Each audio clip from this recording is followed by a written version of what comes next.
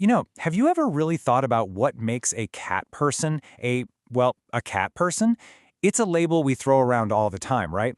But today, we're actually going to dive deep into the psychology behind it all. So let's get right into it. I mean, we all have these preconceived notions, don't we? You're either a dog person or a cat person. But what if choosing a cat actually says something really fundamental about who you are deep down? That's the big question we're exploring.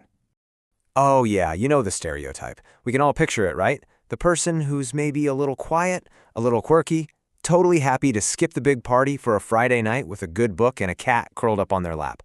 And look, it's a familiar picture for a reason. But believe me, it is only the beginning of the story. Because it turns out, when you look past that simple, cozy image, there's some really fascinating psychological research. It points to some very specific personality traits that seem to draw people to cats. This isn't just about liking cute animals. No, it goes way deeper. It might just be a mirror reflecting who they are at their very core. Okay, so let's jump into our first major trait, and this one's a biggie. It's this incredible link between loving cats and having a mind that's really open and curious. And trust me, this is about way more than just, liking furry things. All right, so let's get just a little bit technical for a second. In psychology, there's this thing called the Big Five personality traits, and one of the most interesting is openness to experience. Now, what does that mean? Well, people who score high on this, they're the creative types, the ones who are always asking why, they're imaginative, super curious, and totally comfortable with ideas that are a little different, a little unconventional. They don't need everything to be simple or black and white. And this is where it clicks into place with cats. I mean, think about it. Is a cat an open book? Absolutely not. They're mysterious, they're independent, they are enigmatic. A cat does not live to please you, period. And for someone who is high in this openness trait, that's not annoying. It's fascinating. They're drawn to this little creature that so clearly has its own complex, rich, inner world going on. So this whole idea of appreciating an independent spirit, that leads us perfectly into our second big point. Because it's not just about admiring a pet that does its own thing. No, it's about the entire nature of the relationship that builds up around that. And you know what? This is such a critical point to understand. The old stereotype paints cat lovers as what? Antisocial loners. That is a complete and total misunderstanding. It's not about being antisocial. It's about valuing a different kind of companionship, one that doesn't need constant attention or validation. It's a quieter connection, a more subtle one.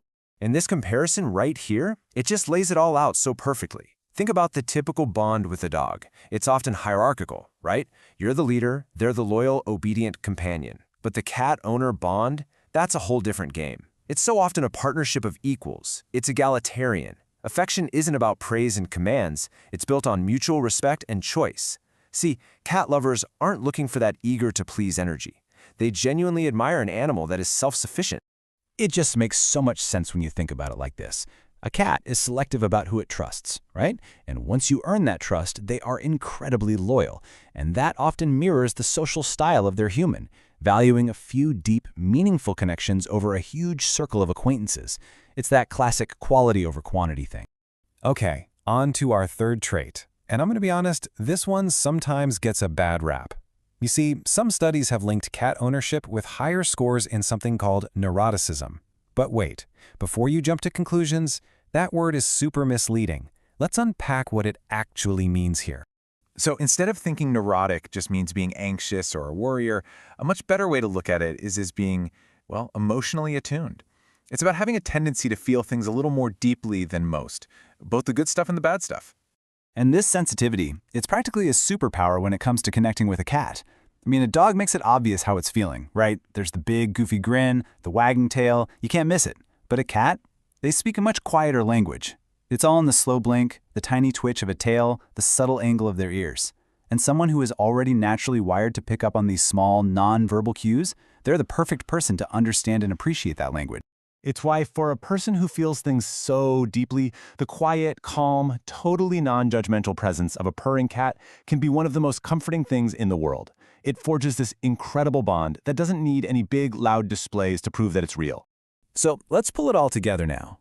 When you take all these pieces, that open and curious mind, that deep love for independence, and that heightened emotional sensitivity, you start to see this amazing picture emerge. It's a perfect psychological match. You can really see how it builds, can't you? Step 1 is that foundation of independence. Then, on top of that, you build a bridge of mutual curiosity. Each one is intrigued by the other. And all of that leads to the final piece, a powerful bond of quiet, unspoken understanding. And here's the real takeaway from all of this. For a true cat person, their cat isn't just a pet they own. The relationship they have is actually a mirror. It's a reflection of their own personality, their own core values. Things like independence, curiosity, and a deep-seated preference for connections built on mutual respect, not on ownership. Which kind of leaves us with one last, really interesting question to chew on, doesn't it? Do our personalities just naturally lead us to choose a cat? Or is there something special about these mysterious little creatures that somehow chooses us? Something that finds a perfect home in a certain kind of human soul? Now that's something to think about. Thanks so much for joining me for this.